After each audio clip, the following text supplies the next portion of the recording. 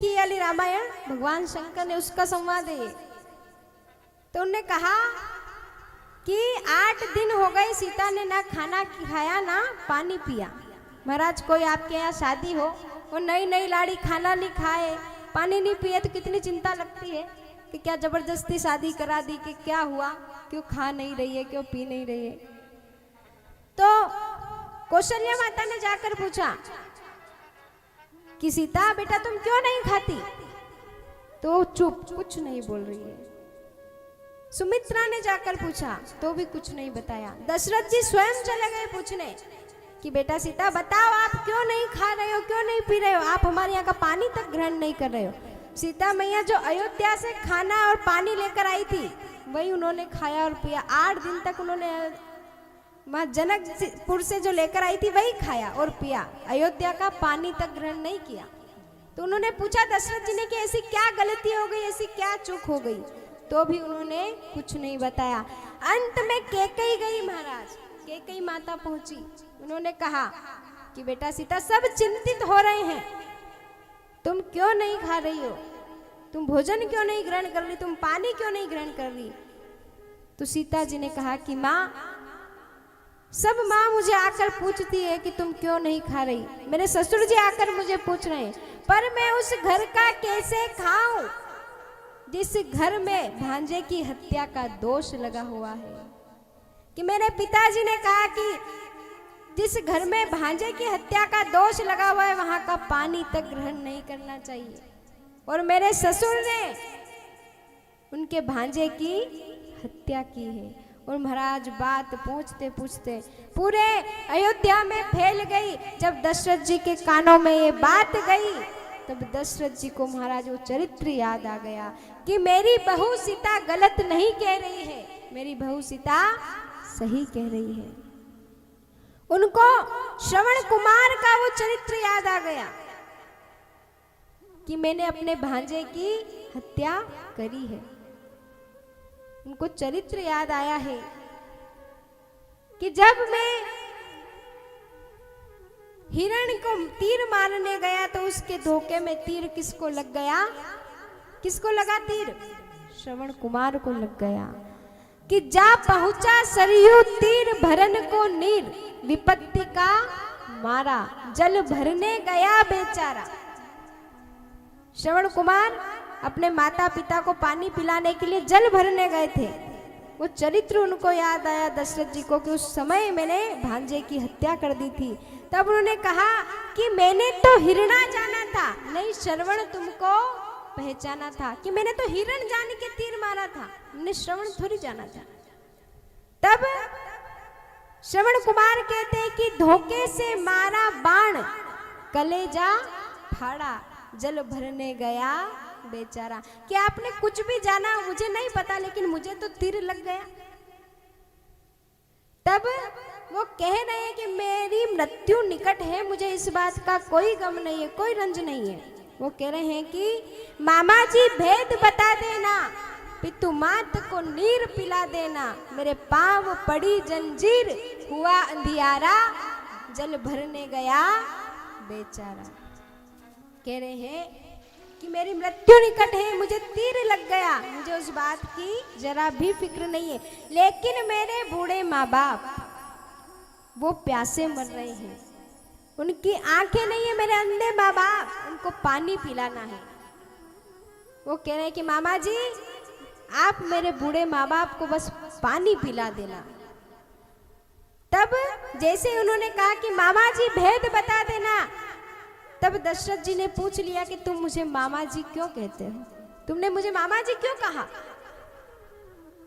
तब श्रवण कुमार ने कहा कि मेरी माँ ने कहा कि जिसके माथे पर सूर्यवंश का तिलक है वही तेरा मामा है, और आपके माथे पर सूर्यवंश का तिलक है तो आप ही मेरे मामा जी हैं। और महाराज तिलक की कितनी महिमा है। तिलक हमारे हिंदू धर्म में सबको लगाना चाहिए। जो आज बिना तिलक के बैठे हैं सब कल से जैसा भी लगाए तिलक लगा कर आए, क्योंकि ये क्या है, आप महाराज कृष्ण वाले हो कि आप राम जी वाले हो कि आप भोलेनाथ वाले हो, आपका तिलक दर्शाता है। आपका तिलक ही आपकी पहचान है। जब यमराज लेने आएंगे ना, तो अगर माथे पर तिलक होगा तो देखकर लौट जाएंगे महाराज कि ये वैष्णव वाला है, ये कृष्ण वाला है। क्योंकि महाराज 5 रुपए का पाउडर का डब्बा लाते हैं ना, उस पर भी कंपनी लिखी हुई आती है कि नहीं? बोलो जोर से।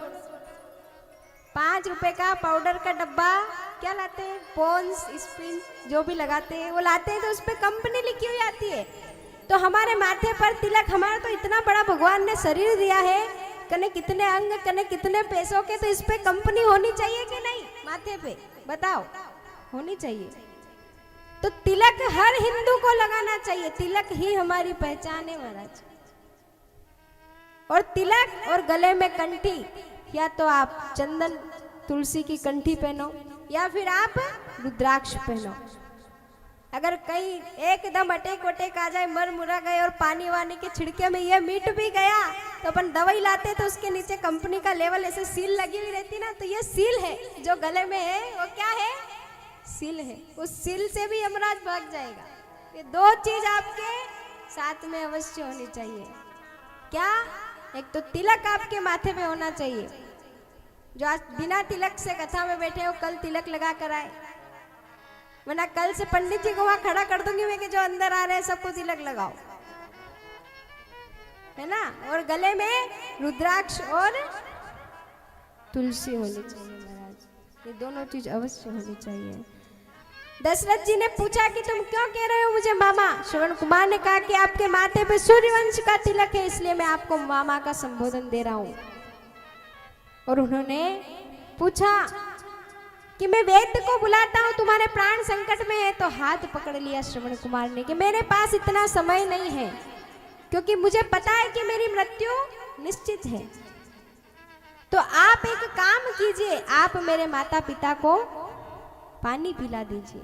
महाराज हम कहते हैं ना, हमारे घर में बेटा हो, कितना करते हैं हम, बेटियां हो जाती है तो दुखी हो जाते हैं। हमको चाहिए बेटा, चाहिए सबको बेटा चाहिए, बेटा हो, हमारे कुल का वंश हो। राम जाने कौन सा राज सिंहासन खाली रह जाता है तो सबको लड़का ही चाहिए। तो मैं भी चाहती हूँ कि आपके घर लड़का हो महाराज, लेकिन मैं ये चाहती हूँ कि आपके घर लड़का कैसा हो? कैसा लड़का होना चाहिए आपके घर? मेरी भावना नहीं है कि आपके घर मर्यादा पुरुषोत्तम राम हो या शरारत करने वाला कृष्ण हो। मैं चाहती हूँ कि हमारे यहाँ कलयुग में आपको बुढ़ापे में, आपके अंत समय में पानी पिला दे, ऐसा श्रवण कुमार हो। ऐसा श्रवण कुमार आपके घर में होना चाहिए। बेटा चाहिए बुढ़ापे में, तो कैसा चाहिए बताओ? कैसा मांगोगे आप भगवान से? बोलो मुंह से, कैसा मांगोगे? श्रवण कुमार जैसा। कैसा? श्रवण कुमार जैसा। आवाज नहीं आ रही महाराज। राम जैसा बेटा चाहिए कि श्रवण कुमार जैसा? बताओ। रावण जैसा चाहिए, कंस जैसा चाहिए, कि बुढ़ापे में सेवा करने वाला चाहिए? कैसा चाहिए? राम जैसा चाहिए। मतलब श्रवण कुमार नहीं चाहिए कि जो अपने प्राणों को गवा कर भी आपको पानी पिला रहे हैं, है ना? तो दशरथ जी कह रहे हैं कि मेरी बहू सीता गलत नहीं कह रही, मैंने मेरे भांजे की हत्या करी है, पर अब आप बताओ सीता मैं ऐसा क्या करूं जिससे इसका निवारण हो जाए। तब उनके जो गुरु हैं विश्वामित्र जी, उनको बुलाते हैं, तो वो कहते हैं कि 1000 ब्राह्मणों को एक साथ भोजन करा दो तो इस दोष का भी निवारण हो जाएगा, भांजे की हत्या का पाप भी मिट जाएगा। लेकिन सीता जी ने कहा कि नहीं नहीं, मेरे पिताजी के ऐसा नहीं सिखाया। क्यों महाराज? कई बहुएं होती है ना कि सास कैसे भी कह दे कि बेसन के लड्डू ऐसे बना, ऐसे बना। नहीं नहीं, मेरी माँ ने ऐसा सिखाया है, वो वैसे ही बनाती है जैसा उसकी माँ ने सिखाया है। तो कह रहे हैं कि मेरी माँ ने ऐसा नहीं सिखाया। तो बोले फिर क्या करे कि कोई ऐसा ब्राह्मण जिसने कभी किसी के घर ना खाया हो ना पानी पिया हो। पूरे अयोध्या में ढूंढते हैं, ऐसा ब्राह्मण नहीं मिलता। जनकपुरी में ढूंढते हैं तो भी ऐसा ब्राह्मण नहीं मिलता। वो पत्र लिखवाते हैं कि आपकी बेटी भोजन नहीं कर रही है, ऐसा कोई ब्राह्मण ढूंढिए। तब जनक जी कहते हैं कि एक ही पृथ्वी, पूरी पृथ्वी पर एक ही ऐसा ब्राह्मण है जिसने कभी ना किसी के घर खाया ना किसी के घर पानी पिया। कौन था वो? लंकापति रावण। कौन था? लंकापति रावण था। तो महाराज उसको पत्र लिखा गया दशरथ जी के यहाँ से कि वो हमारे यहाँ भोजन करने आए, और पत्र में लिखा कि एक टाइम का भोजन, हम कहते हैं ना कि सुहानी शाम से ढलती रात तक, उन्होंने भी एक टाइम का कि राक्षस को भोजन देना भारी पड़ सकता है, एक टाइम का भोजन लिखा और वो पत्र भेजा तो वो मंदोदरी के हाथ पड़ गया। भोजन करने वहां रावण नहीं जाता, लेकिन मंदोदरी ने कहा कि स्वामी आप ब्राह्मण हो और ब्राह्मण का कर्म क्या है कि कहीं जाकर भोजन करे, कहीं से दक्षिणा लेकर आए, लेकिन आपने आज तक ये तो करा ही नहीं। तो रावण ने कह दिया कि मैंने शंकर की उपासना करी कि यह मेरे कर्म नहीं है, यही तो मेरा कर्म है, मैं भगवान शंकर का उपासक हूँ, शंकर की आराधना करता हूँ। तो मंदोदरी ने कहा कि वो सब तो ठीक है, लेकिन आपको यजमान के घर जाकर भोजन भी करना चाहिए। अरे आज तक आपको भोजन पर बुलाया किसने? तो रावण ने कहा कि मेरे जैसे दशानंद को कौन बुलाएगा, कौन अपने खजाने खाली करवाएगा, 10-10 मुंह है मेरे। तो मंदोदरी ने कहा कि है एक ऐसे राजा जो आपको भोजन करवाना चाहते हैं। तो उन्होंने कहा कि मंदोदरी तू जल्दी बता, मैं बिल्कुल वहां जाऊंगा। और रावण कहाँ आ गया? अयोध्या आया भोजन करने। तो दशरथ जी ने महाराज पैर पखारे। जब आपके घर कोई ब्राह्मण आए तो उसके पैर पखारने चाहिए, उससे जन्मों के कष्ट, जन्मों के पाप आपके वहीं धुल जाते हैं महाराज। कोई भी ब्राह्मण आए महाराज, कोई भी ब्राह्मण, उसके पैर आपको जरूर पखारना चाहिए। दशरथ जी ने भी रावण के पैर पखारे और ऊपर से राम जी ने देख लिया, और जो पिता करता है वो बेटा भी करता है। तो जब रामेश्वर की स्थापना हुई तो किसने करी थी रामेश्वरम की स्थापना? रावण ने। तब राम जी ने भी रावण के पैर पखारे थे और रावण ने आशीर्वाद दिया था कि विजय भव। तो हनुमान जी ने कोनी मार दी कि डर गया क्या, विजय भव बोल रहा है। तो बोले नहीं, मैं जिस गादी पर बैठा हूं यहाँ से तो कोई भी सामने आएगा तो मैं यही बोलूंगा कि विजय भव। दशरथ जी ने पैर पखारे और बोला कि बताओ ब्राह्मण देवता कैसा भोजन आपके लिए बनाया जाए। रुचि प्रदान भोजन, ब्राह्मण को कैसा भोजन कराना चाहिए? उसके मन का, वो मन का भोजन करके जाता है तो 1000 दुआएं आपको घर देकर जाता है वो कि आज बहुत अच्छा भोजन था। रुचि प्रदान भोजन। तो रावण ने कहा कि जिसकी वजह से मैं यहाँ आया हूँ, जिसकी वजह से भोजन करने आया हूँ, मैं भोजन भी उसके हाथ से करूँगा, कि मैं सीता के हाथ का भोजन खाऊंगा।